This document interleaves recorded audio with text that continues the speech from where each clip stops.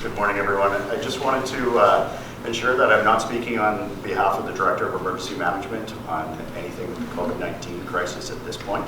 I am the Chief Fire Marshal, and I will be just addressing a couple of issues that have come up and challenges that we've seen during this COVID-19 crisis. But we've had challenges in the last couple of weeks that we've had phone calls coming into our office regarding people that are importing gasoline and filling up containers, whether they're approved or not approved. So I'd like to, as the Fire Marshal of the City of Lethbridge, I'd like to remind the citizens that approved gasoline containers are a must, and it's not an option. So therefore, I'd like to encourage everybody to practice safe storage and handling and transporting of gasoline, as it is a very dangerous and obviously fire-ignitable liquid.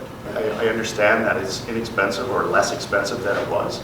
The fact is that first of all, it's against the law.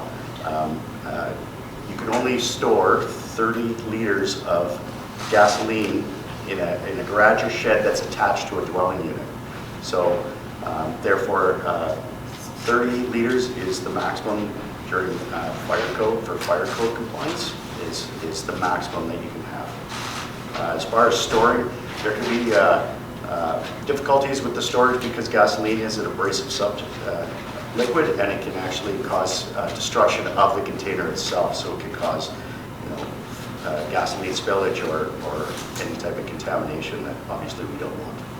Yeah, I'm in the Prevention Bureau, so therefore we believe in prevention. We've only had a few of the phone calls, but we'd like to get in front of the issue right away so that we be able to educate the public and make sure that cooperation and understanding the specifics of the dangers of hoarding gasoline. Yep, they can actually report it to our Fire Prevention Bureau at 320-3811 or 320-3800, or they can also email the Fire Prevention Bureau or the Fire Department, and that would be on our website. We have noticed in the last week or two an increase of visits to the Waste and Recycling Center. We know people are now at home and they probably have more time to do some work, but we want to make sure we do this in an organized manner. At this point, all the curbside services that we're providing to the community are remaining unaffected. So we are providing garbage collection, recycling collection at the curb, but we have other programs that we are now changing or limiting the capacity of these programs. One of those is the Waste and Recycling Center. Starting last Saturday, we closed the site for residents to use the Waste and Recycling Center, or the PDO or CDO, how we call it. The previous Saturday, we had over 480 residents that visit the site. This is a risk for the scale house staff. We had a lot of people just staying too close to each other. We want to prevent this. And the other reason, again, is the scale house staff. They need to interact in a two-way with this, the customers that they go in, they still need to stop, get a ticket, declare, they get some information from the customers, and then on the way out, they also need to stop to report back and they get the outbound ticket. So again, the site will be open Monday to Friday, 7 a.m. up to 5 p.m. We also want to ask residents to avoid bringing the following type of materials to the Waste and Recycling Center. Any construction or renovation waste, tires, batteries, paint, propane tanks and household hazardous waste, electronics and small appliances, scrap metal and large appliances, mattresses and furniture. If they really need to dispose of these items for any reason, again, please call 311 and 311 will discuss all the options with them. We also want to remind the residents that only essential services is what we're providing, and we really encourage them to visit the site only if they need it. We are trying to make sure we convey the message that recycling depots are still open, so they can be accessed at that point. And if they really need to visit the site because they had a renovation or they have a special circumstances, we encourage them to call 311. 311 will have all the answers that they need. In terms of large item service, that's another services that we provide to the residents. Every resident has a 2 LIS collection per year. At this point, we are maintaining the LIS service, but we are restricting this service to the residents. We are not going to be taking, starting today, any Freon appliances or any metal parts or anything that is a big item in metal for the residents. One of the main reasons is that these require additional staff to handle. They're usually really heavy. We need to have 3 staff on the truck. And at this point, due to the pandemic, we're limiting to a maximum of 2 staff per truck. So it's going to be really difficult for them to handle these heavy items. On the yardway side, we already announced last week the yardway side opening was delayed for 1 month. So this is going to happen now May 1st. The yardway sites are closed. We also have been seeing some illegal dumping in some areas. We have been seeing people dumping tires, pallets, hazardous waste at the sites. We want to remind residents that these actions will further burden the resources needed to manage the local pandemic response. The minimum penalty is $250, and if this situation is repetitive, it can go up to $5,000. We also are telling residents that it's just a reminder that all the facial tissues, all the materials that come into close contact with any person's nose, mouth, any hands, that has to be disposed in the garbage, and preferably if they can double back that and make sure it goes into the garbage bin. Everything in the garbage bin has to be back. We always have said that, and in this time it's really important that they follow this. We still have some of the staff on the rear load that they need to manually move the cart to the back of the truck, and then that car is being tipped.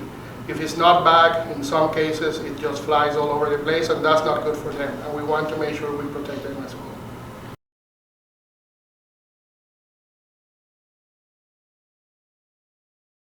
I am currently managing the community social pandemic response, which means that I'm working with a significant number of city staff to make sure that we are addressing the needs of the most vulnerable in the community, but also all community members, because at this time everybody is affected, and so we are very aware of that.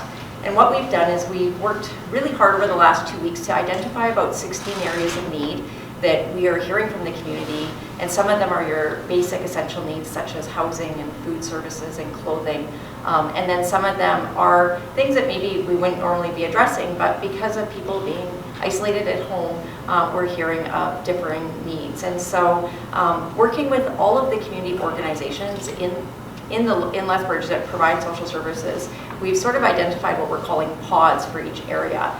And so we've been unrolling different programs to the community over the last 2 weeks. The first one that we unrolled a couple of weeks ago was in conjunction with 5th on 5th, and they're overseeing a respite staffing service, which was really important to us because we know that as some of these agencies' staff may fall ill or be required to isolate, a lot of them are providing essential services to the most vulnerable. And so we wanted to have staff who are either currently laid off or underemployed that have training in social services to make themselves available for agencies to onboard rather quickly to make sure that we don't have any gaps in services to our vulnerable population. So one of the programs that we're unrolling today, and this is the one that a PSA went out about earlier, is we've been working really hard with Lethbridge Family Services as our lead on the activities pod. And so our activities group is made up of Lethbridge Family Services, Lethbridge Early Years Coalition, the Boys and Girls Club of Lethbridge, and the Sweetgrass Youth Alliance. And in conjunction with each other, they have come up with a whole bunch of activities and things to do for parents and families of children of all ages. The City of Lethbridge has, for many years, managed the website lethbridge.ca. It was a website that came out of the Active Community Strategy that we participated in back in 2012. And so on that website, we've always identified organizations that provide recreational and sports activities, parks in Lethbridge, and what kind of activities are allowed in each one, and then some healthy eating and nutritional information. But on that blog, on that website, we also have a blog, which we've always used to share information about upcoming activities or resources for people looking to be active and healthy. So at this time, we have opened up that website to that group of organizations to be able to use to post activities and ideas of things to do that they find. So you will find in the next couple days, we have been keeping the blog up to date, but in the next few days, the blog is going to open up and it's going to look a little bit different because we're going to have regular updates, but it's going to be by age group. So parents will be able to look and say, you know, I've got a 3 to 5 year old, let's see what resources are there today for me to do. And hopefully this will help some of the parents who are really struggling with things to do and being at home for many, many days on end with their children. And so I really want to thank these community groups for reaching out, doing this research, compiling this massive list of activities, and now they'll start to share it on lethbridge.ca. So I've been put in charge of accepting all of the applications for the $30 million emergency social services COVID funding. So we have been working with the organizations across Lethbridge in order for them to submit these applications. We want a really fast turnaround. So I have put out there that we want them by Friday, end of day. So we'll either get together as a group here at City Hall to review them Friday evening or Monday morning first thing, and then we'll submit them as a package, all of them. They will all be submitted to the Government of Alberta.